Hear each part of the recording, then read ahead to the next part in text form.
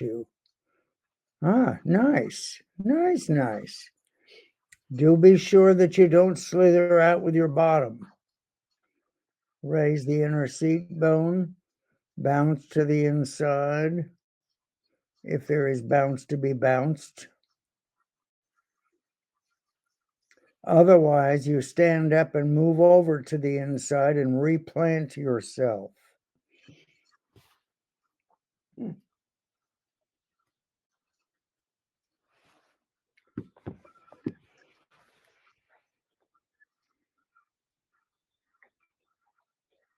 Your right seat bone just fell down.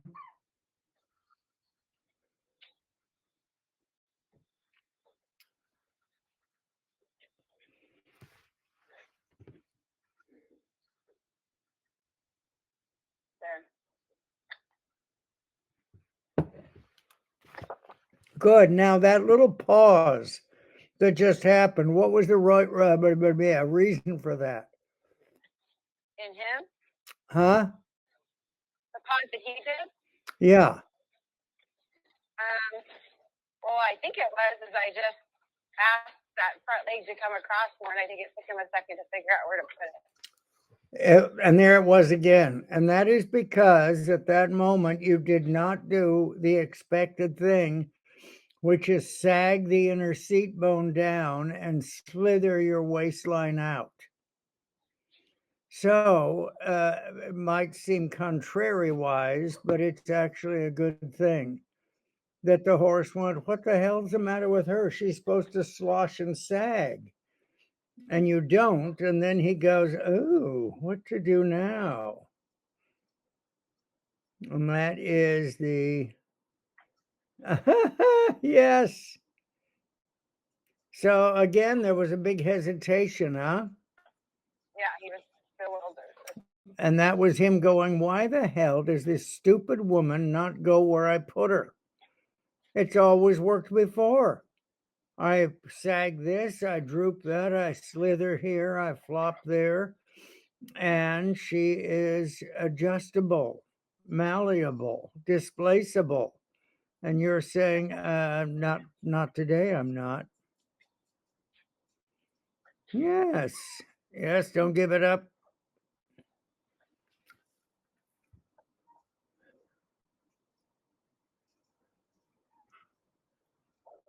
Yeah.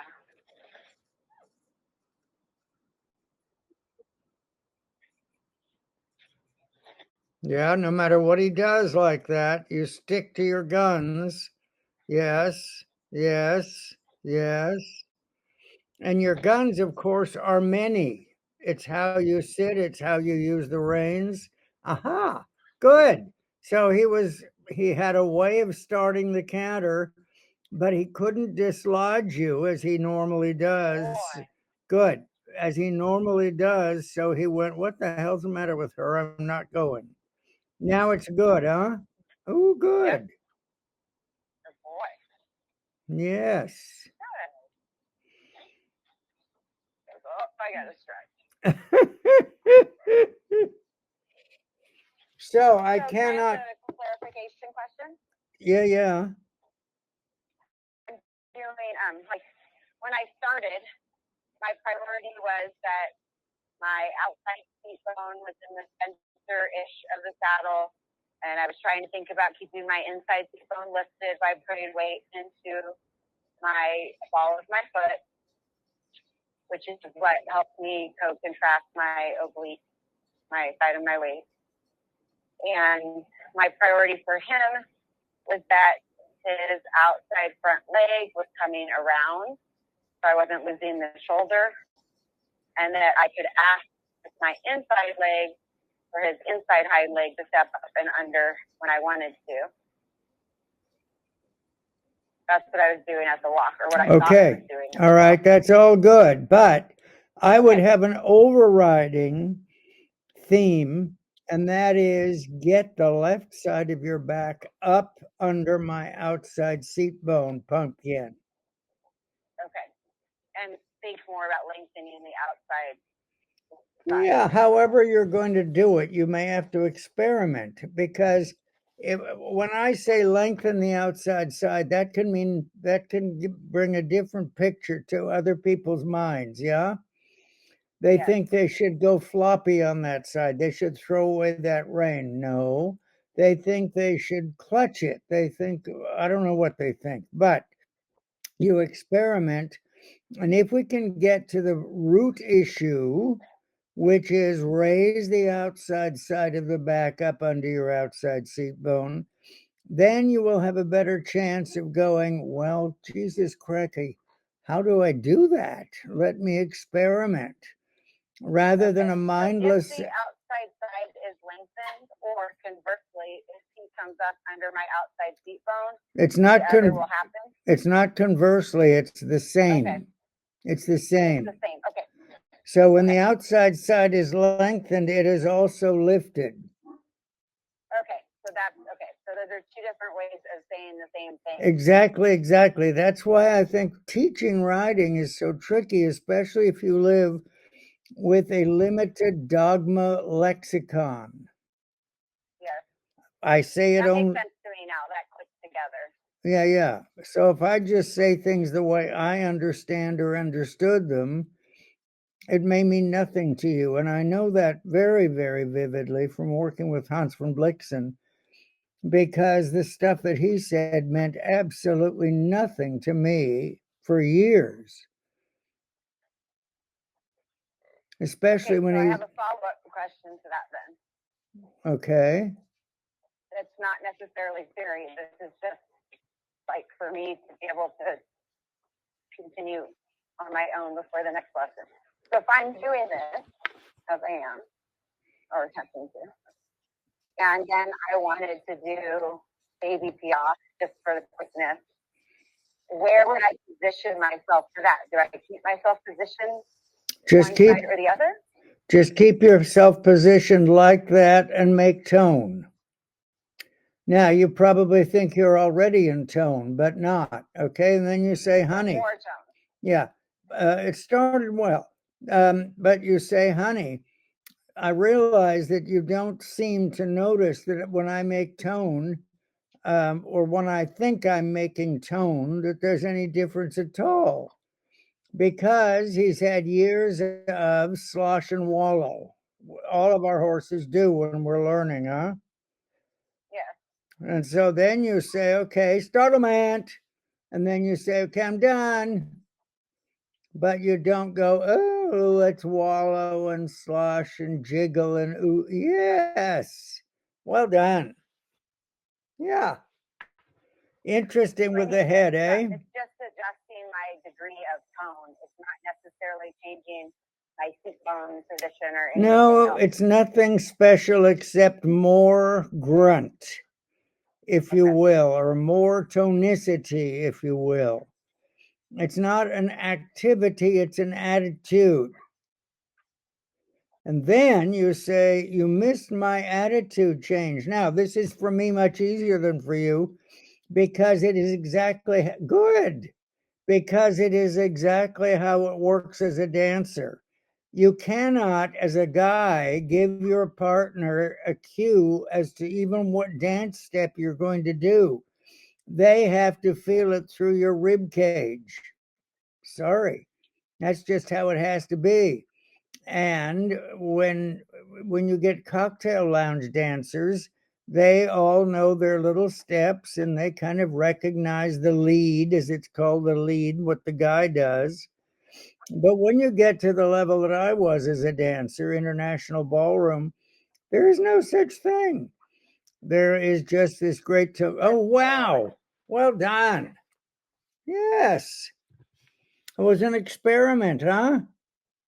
Yes. I have to hold my breath to get that much tone right now. You have to do what?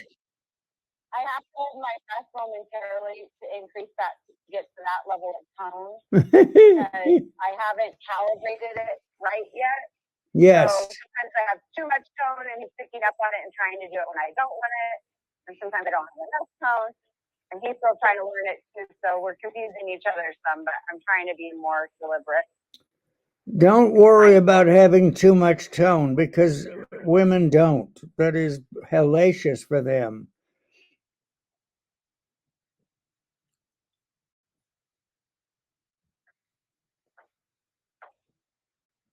Yeah. Yeah. Good.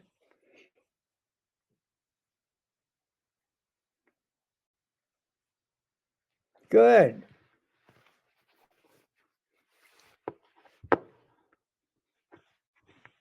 Okay, I'm going to trot just to test it, and then we'll do canter work. Okay. Up. You fell. Okay. Yeah. Sagged forward. That's lack of tone.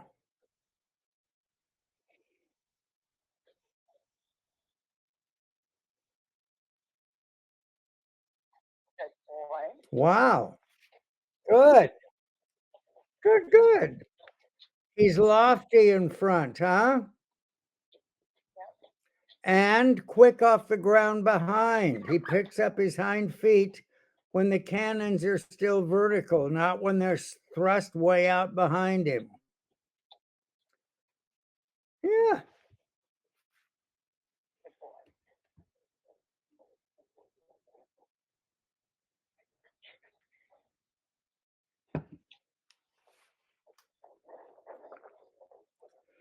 Whenever you feel a clogging up, a lurking or looming, sideways.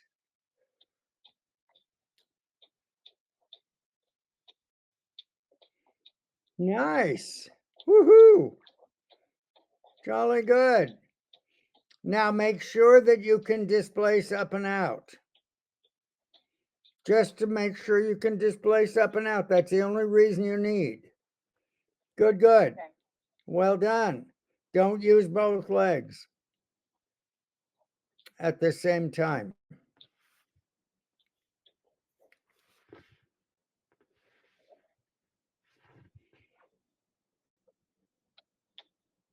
Yes. And then if you want to reactivate instead of reward, which at some point we come to that, maybe next minute, then move sideways and startle and say, move your ass over. Now move it the other way. Oi! To build on it. Yeah. Or reactivate or re-energize or Yeah, or whatever. So that's how you make it so that it's prolongable. Rather, you can't go the whole life, come on, get. Yes, you can't go your whole life going, oh, you took a nice step. Splendid, you. Good, good. Right. Good boy. Yes. So once he takes, because of course, think how they must think. When I say reward for one quick step of the backmost hind leg, yes, you remember that? Yes. Yes. Okay, that's great. And that's important and that's true. However, that is not our long-term and final goal. We would like to do piaffe or Right. something. And so then you say, okay, that was very good. You anticipated the requirement for backmost hind leg. Now I'm going to move you around so the backmost hind leg is the other one. Yeah. Something, yeah, something like that. A way of opening up your brain. So the problem with riding, much more than most sports, is the brain and the body have to work around another living being that has a brain and a body. If you are a human athlete, a sprinter, or a pole vaulter, you only have your head and your body, yeah? Yeah. And you have a tool. You've got your pole or your discus or your orb or whatever you've got. Those things don't have to be addressed as sentient beings. But horses do. It makes it very tricky indeed. And the way you deal with people who don't know what the hell they're on about is you create a dogma, which is what the Germans did best. As they do best, they created a dogma for the cavalry. And what it meant was that nearly everybody could sort of get through battle, but a few of them, the cream would rise to the top. It never was expected that everybody would reach a level of excellence. Right. Only a few, the Barons and the Zoinigs and the Podaiskis of the world, would emerge above the rest who were simply grunting around, but grunting efficiently for warfare. Sure. But these students. Hey, cutie. Good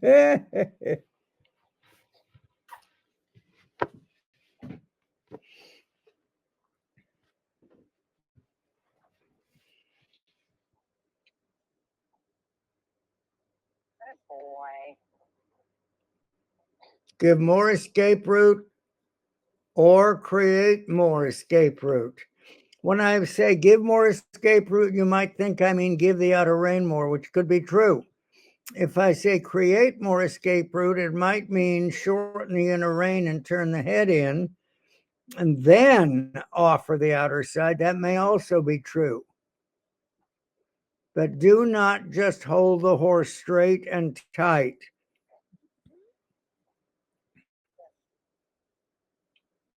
Good. Good. You was caught off guard on that. That was good. I like it. Most people, if it doesn't look like if it doesn't look like a horseshoe move, they think it's wrong. But sometimes I am very pleased if the horse does something exuberant that is not in the lexicon or is not in the day plan, because they're finding an escape route, huh? Oh, good. Yes. Giving him the cue for canter, but he's so bewildered by his mechanics, he can't figure out how to pick it up like this. So give the outer, Good yes. boy. Good poo. Well done, Dumpling. Yes, sweetie.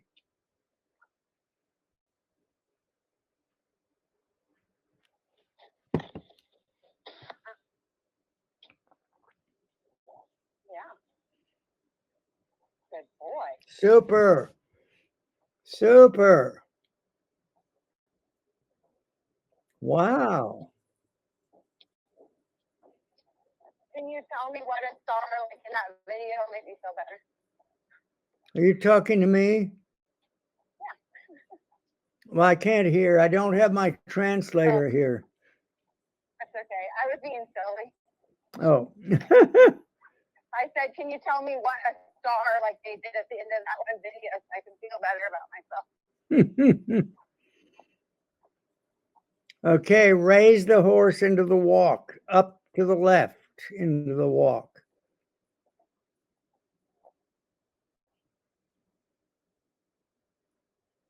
Good.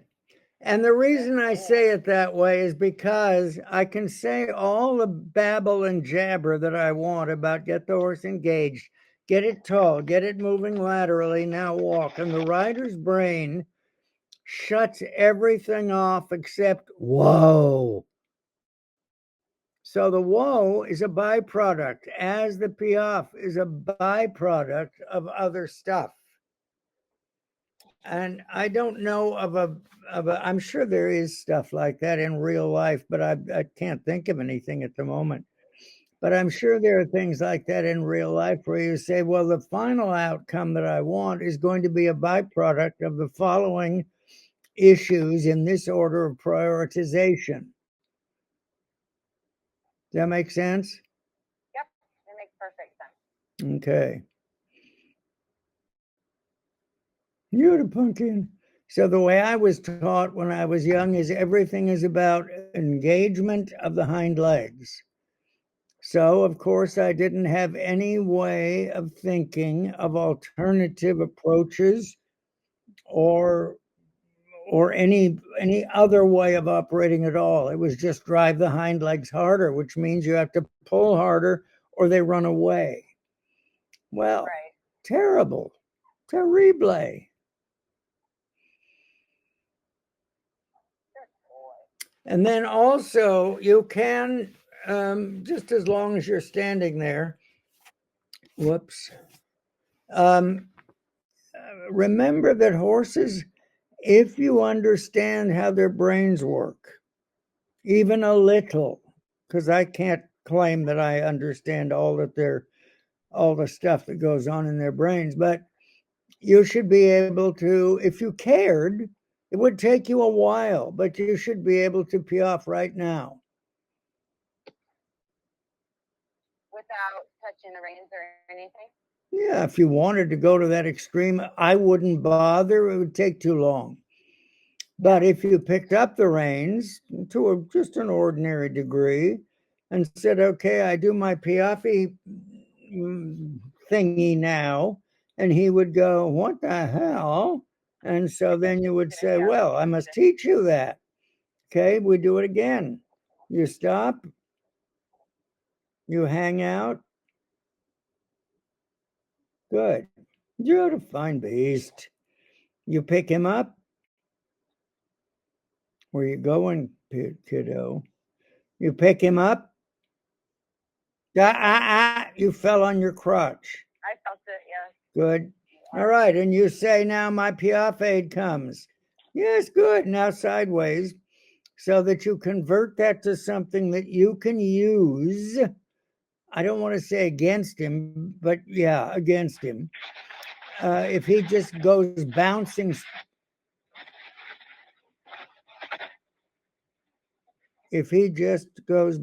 straight up and down, you would like to convert that to something that you can use against him or to help him. I don't care if you want to talk more positively.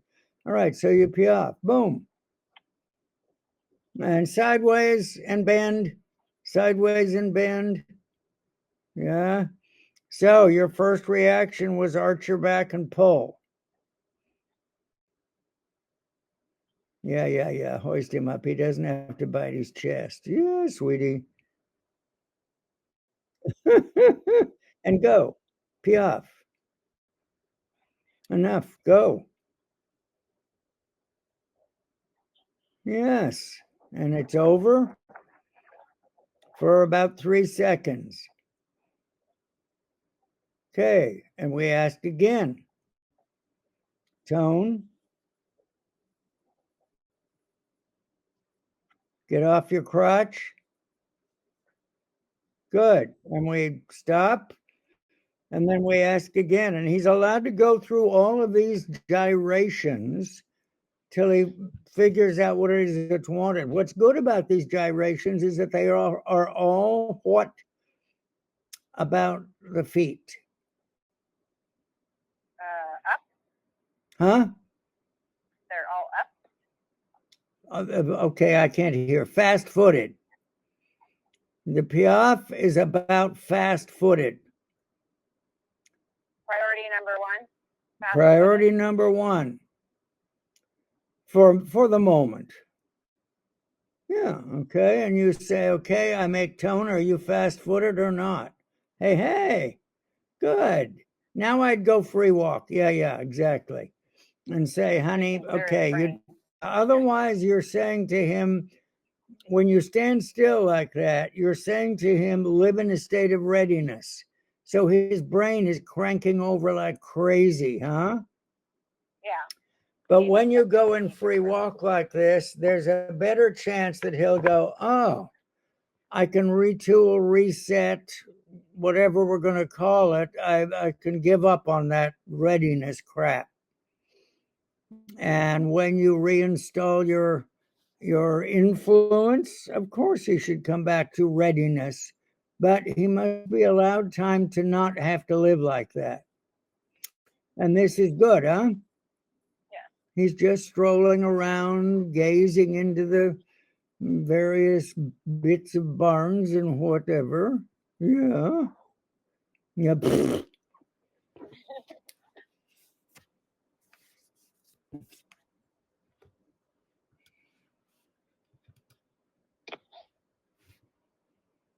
Okay, now gather up the reins and be quick about it and piaffe. Hurry up. You're too long. All right, kick him over. He got stuck. Hey, so you let him lose the quickness of foot. All right, it's over. No sense going on for hours. All it'll teach him is to take hours to get it. Okay, pick him up. 1, 2, 3, ready, tone, quick feet. Yes, good, it's over. Yes. It's a scramble at the moment, but a scramble is hellaciously better than a heavy, sticky-footed lump. Yes, that doesn't sound very good. And that's what you see in the show ring so often for piaffe. It's either hysterical stamping or it is, yes, good. So this gives you an idea why I keep saying piaffe is so, yeah, well done. Why I keep saying piaffe is so easy. Of course, it's not easy if you don't know how to function. But if you know how to function relative to a horse's brain, it is so easy, so much easier than, let's say, passage or flying change. That you have to wait for. That may take a long time. So many things are much more difficult. But because most people don't know anything other than pull and push for yes, pull and push for piaffe, they think it's a hard thing and ruins many a horse. Yes, yes, right.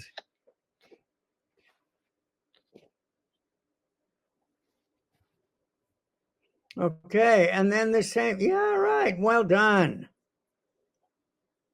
And then the same thing, for example, for pirouette. Pirouette is so easy, except for everybody except me. That sounds egotistical, but it is a reality because Hans is dead. Otherwise, I'd say everybody except Hans. Because we don't do the grind and press and pull and push and hold and whatever. You teach the horse its job. So depart into canter pirouette. I think that's a halt. Yeah, I didn't unstick him. I should have, and I sat there and thought about it instead.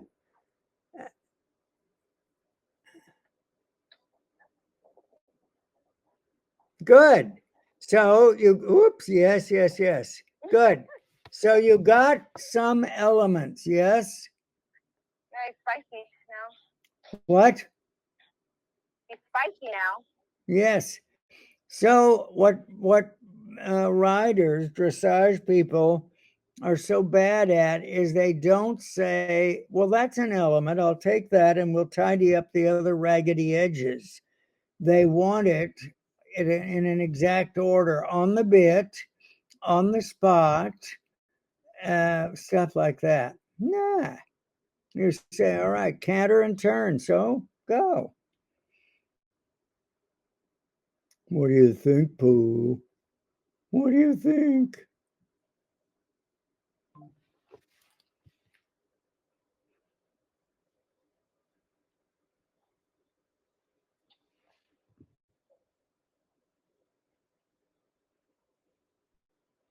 Good. So his escape route is to the right, huh? Yep. There, pat him. Woo woo. Jolly good. So it's a matter. Also. Sorry. And I mean, it was clattery and scrambly, but he's flying. Yes, because instead of trying to screw him together, and my most hated one of my many hated expressions, make him sit, You are teaching him where the escape routes lie that suit you. Yeah? You say, Yes. so already turn and canter. That's all I require for right now. Later, maybe on the bit. Although it doesn't matter. He's fine. Okay, to the left.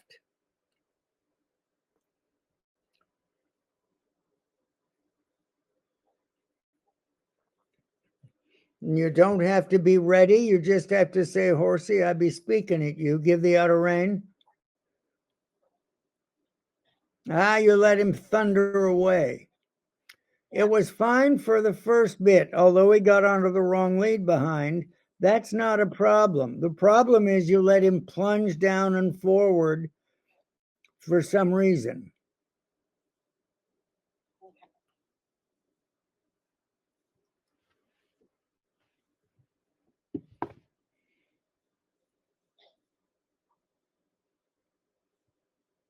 Yes.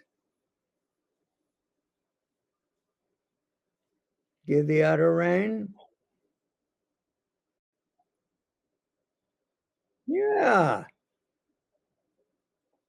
Yes, let him sort it. It's not your problem if he's on the wrong lead or going the wrong way. It's your problem if he's shortened on the right side, though. Yeah, too short on the right side. Okay. So you might shorten the left rein more and then let go, pick up and let go. If that works in your coordination better, let go. Touch and let go. Keep going. Touch and let go. Turning, going, touch and let go. Yes, let him sort it. Let him sort it. Yes.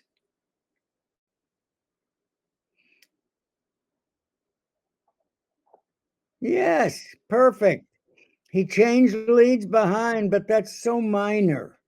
He won't bother with that once he sorts out that it's easier not to. Hey, good. All right. Okay, so this is more about psychology than mechanics, huh? Yes.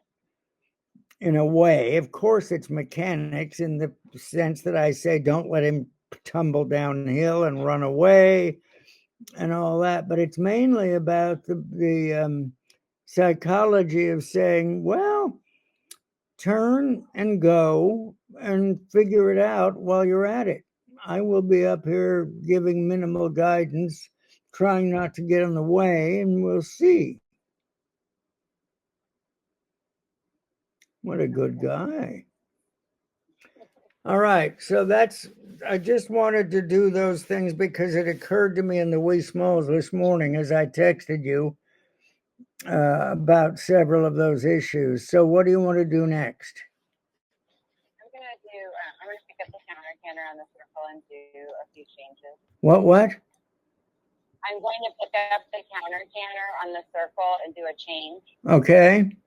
But depending on what happens, I might do another change or I might end up stopped and running sideways.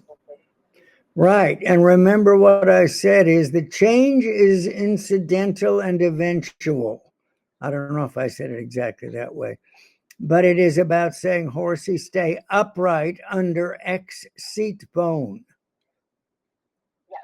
And then if you whack him or kick him, then if you whack him or kick him, he still has to stay upright under that seat bone. And what everybody does is they use more leg, let's say. And when they're using more leg, they fling themselves to another direction, another position. And that is what you want to avoid at all costs. And it's the sort of thing that is incredibly elusive for women and pretty easy for men. Because men do not give up easily their stability. That's an evolutionary issue. It is dangerous to lose your stability. Whereas with women, it has never mattered.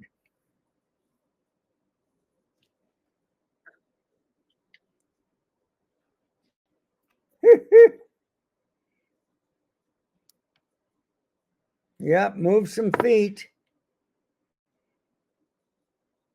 Yeah. Now, in this case, it's not necessarily make the feet move faster or keep them feet moving for the purpose of nimbleness. It's to say dislodge the anchorage. Does that mean anything to you? Yes. Okay. So it may not be all that quick. Yes, well done, well done.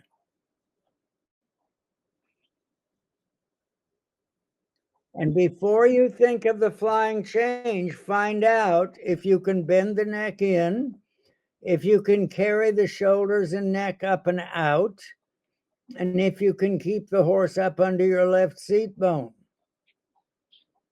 No, apparently not. There's no inward bend. There's no there. All right, good, good. So what you have to be sure that you don't do is go, ew, but he might lose the canter. I can't go there. I mustn't do that. Can't commit.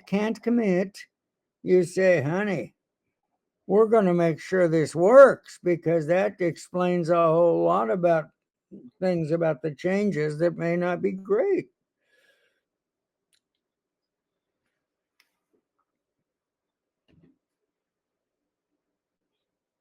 Good.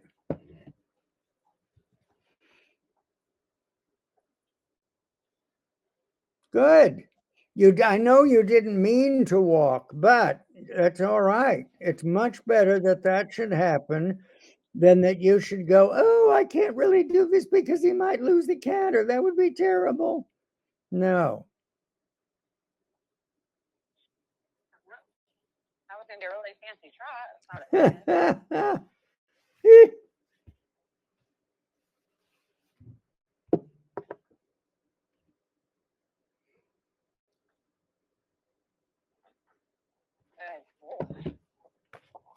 Good.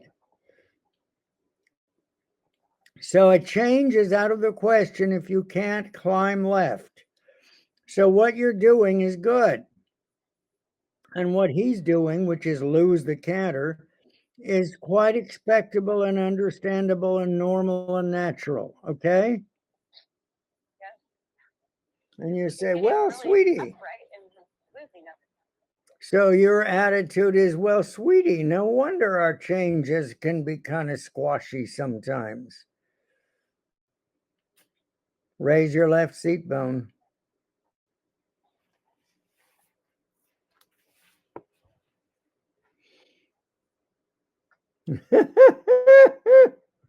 Right. So that's right. You pursued priority one, huh? Yes. Instead of going, but I want to change. I want a flying change. We're working on changes here. No, we're working on getting there someday. And the best, hey, better. Yes. Okay. Thought for a second. Yeah, we have uncovered a weak spot, eh? Yep. And that is a good thing. Instead of saying a weak spot is a bad thing, you say the discovery of the inevitable weak spots, plural, is a great thing. And I will work on it until I've resolved, until I've resolved it. Don't forget, if he happens to to go into piaffe at that moment, pat him. Okay. I don't expect that he will, but he almost did. And my point there is byproducts and side effects, huh? You've heard my lecture about that, yes? Hello? Can you hear me? Yes? Yeah, good. Almost. You thought about it. Yes, much better. Instead of going on automatic slam on the not slam on the brakes, but automatic break the gate, he went, ew, what to do? Golly. And that is the way you want to approach everything in riding with the horse. That's called empathy. You give them situations You work to make them experiment instead of go frenzied or stupid. Well done. It's not our long-term goal, but it's a great short-term goal, huh? Yeah, he's doing what I want, just not all the way to completion. Yes. Escape route always foremost in your mind.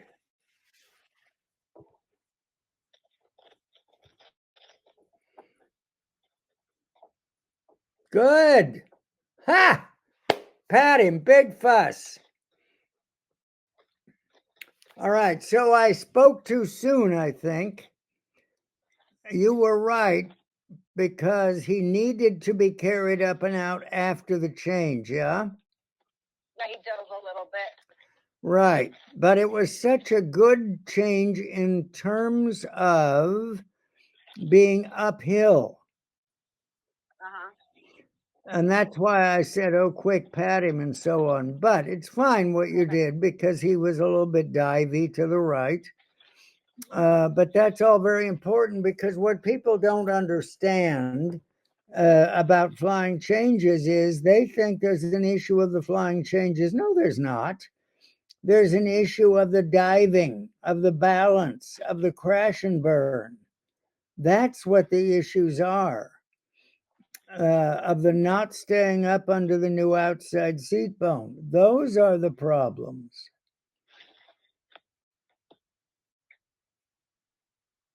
Yes. Yeah. Yes, and he's allowed to get frustrated, huh? Yep. Boy. Well done.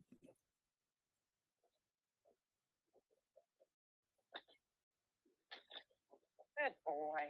Yeah. I believe it. Good, good.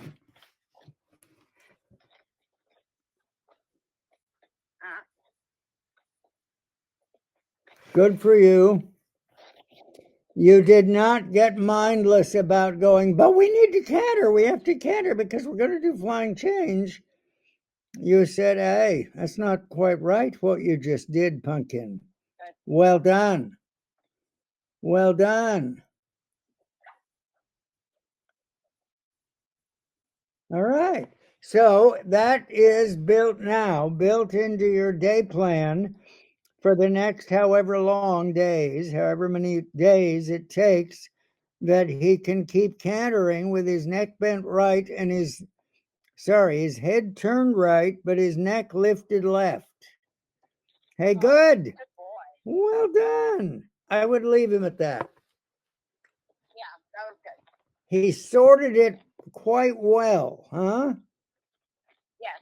For him. He did dive like just the tiniest bit, but he tried not to. Yeah. He didn't mean to. All right, so what would go wrong in the real dressage world is the instructor would say, no, no, no, the change must be much bigger strided than that. That was too small.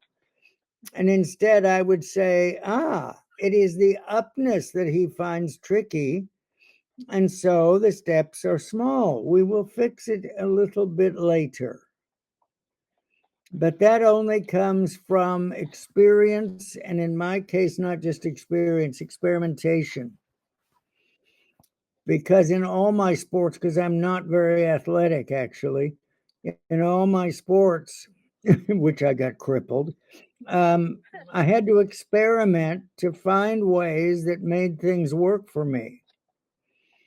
And so that when I look back on my life after all these years, I think, not being so talented and athletic was a really great blessing for somebody that wants to, let's say, train horses.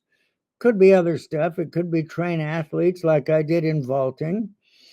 Much harder in dressage to train athletes because you're not dealing with athletes. You're not dealing with brains. You're dealing with squirrely creatures mostly. But it turns out to have been an advantage.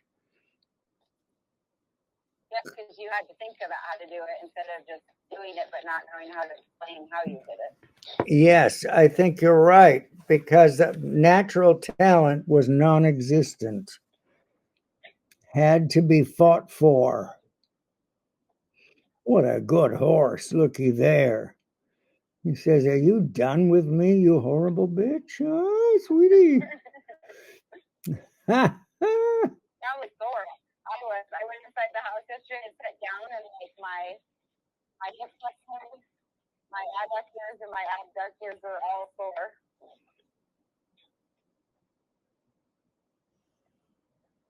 When? Last night when I went in the house. After, Oh. right. I sat down and like adductors and abductors both were.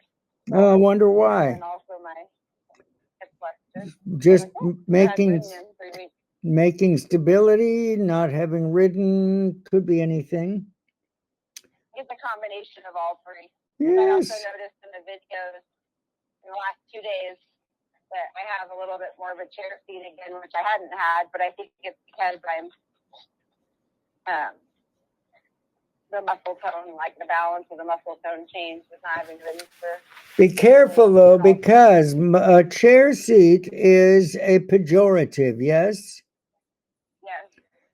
But it depends on what you mean by that. Baron von Blixen said to me many times, if you are going to err on the side of legs too far forward, but do not brace.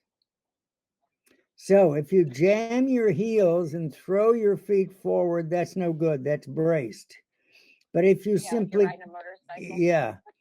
when you push down on the back edge of the stirrup tread, but if you just hold the stirrup on your foot like a normal level foot and move it forward, he said his teacher, and we're talking the 1930s, yeah?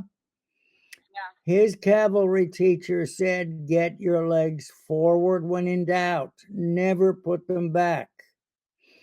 And I thought that was the damnedest thing, because I had a terrible problem with my legs always wanting to shoot forward. And when he said that, it was like, oh, I can experiment now. I can try stuff now. How fascinating. So anyway, don't be desperate. When somebody says chair seat, it tends to electrify women's minds. Oh my God, I've got a chair seat. Okay, forget it. Forget it. Forget it. If your leg is too far forward, it's not much of a big deal at all. If your leg is jammed heel down, pushing the stirrup up and forward, that's bad. But if your leg is just forward and your foot is flat, normal, it's fine. It's not fashionable, but it's fine. Well, it's interesting because, like 2 years ago, just visually, I very much looked like I had a chair seat. Like if you saw my pictures for show or something. Then by the end of last year, I had not intentionally worked on it, but something had changed enough that it didn't have the appearance of one. Good. But then in my videos now, it's more so again. But I'm also, well, in addition to the muscular thing, I also think part of it is when each time the horse takes a big step forward as far as the change in their mechanics, and then it changes your balance point as well. And I think when your balance point changes and you're looking for speed, you go back to more of what a chair seat type appearance. Yeah. It boils down again to words. What is a chair seat? If I say chair seat, it's not necessarily a pejorative. It just means your legs are more forward than the general rules tell you they should be, and it's okay. But if I say heels jammed forward and downward, that's really bad. So maybe I should just say my legs more forward. It doesn't matter. Just don't jam them. Jam the heels down. So anyway, my point is, it is the trigger words that make riders go, oh, the judge said I had a chair seat. I've got to throw my legs back in the horse's crotch. No, not at all. All right, well done. Thank you. Wendy's next. I think she's done packing up. She should be in here. Okay. Now.